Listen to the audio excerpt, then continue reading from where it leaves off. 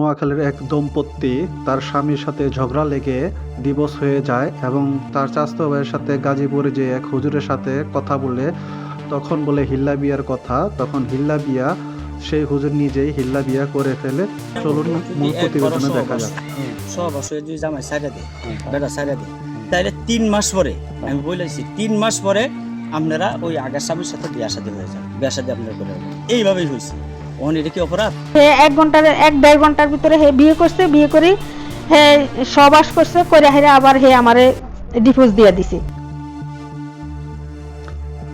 যখন সেই হুজুরের সাথে কথা বলে, যখন সেই হুজুর হিল্লা বিয়ার কথা বলে, তখন সেই হুজুরে নিজেই হিল্লা বিয়া করে ফেলে এবং তাদের সাথে শারীরিক সম্পর্ক যেটি হয় সেটি এই মসজিদের এই পাটাতনের উপরে, সিঁড়ির উপরে তারা সহবাস করে এবং সেই সহবাস করার পরে তারা সেই মহিলাকে, সেই হুজুর 1 ঘন্টা পরে তাকে আমার দাবি একটাই, উনার বিচার চাই। 1.5 ঘন্টার ভিতরে বিয়ে হয়েছে, হওয়ার পরে উনি স্বামী স্ত্রী আমরা মিলামিশা করছি, সহবাস করছি, পরে আবার উনি আমারে মসজিদের নিচে নামাইরা একজন হুজুর ছিল সাথে, উনি আমার আবার ছাইড়া দিয়েছে, 3 তালাক দিয়ে দিয়েছে। এবং তাকে বলে এখন আপনি যান, 3 মাস পরে যখন মহিলাটি আপনি তাকে যে কোনো হুজুর দিয়ে বিয়ে পড়ায় কোনো সমস্যা নাই, যত পাপ পূর্ণ হইব।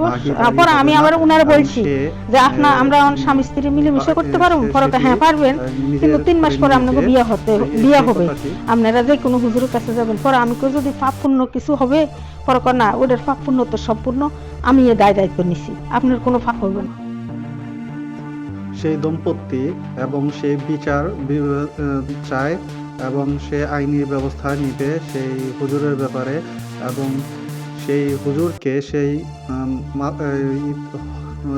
মাদ্রাসা থেকে তাকে তাড়িয়ে দেয় এবং সেই যে মসজিদে তাকে বিয়ে করায় যে ইমাম সাহেব এবং সে যেখানে শারীরিক যে মেলামেশা হয় বা তাদের যে বলা হয় সেটিকে বাসরঘর, সেটি বাসরঘর সেই দুপুরবেলায় সে করে এবং সেখানে 1 ঘন্টা পরে তাকে ডিভোর্স দিয়ে দেয়, বলে যে ঠিক আছে। সমস্যা সমাধান করার লাগি আমি একটু ইয়া করে দিলাম আরেকজনের মাধ্যমে। আচ্ছা সমস্যা কি? হ্যাঁ, দর্শনের মামলা করবো, করো, সমস্যা নাই, কারণ আমি কোনো অন্যায় করি নাই। যদি এরপরেও দর্শনের মামলা করে করুক, আমি ভাই আমাকে বলছে সে হালাল করে দেওয়ার জন্য। এবং আপনারা নিজের মুখে শুনলেন সেই হুজুরের বয়ানটি। সে নিজে বললেন যে মহিলা যদি তার নামে নারী নির্যাতন মামলা করে,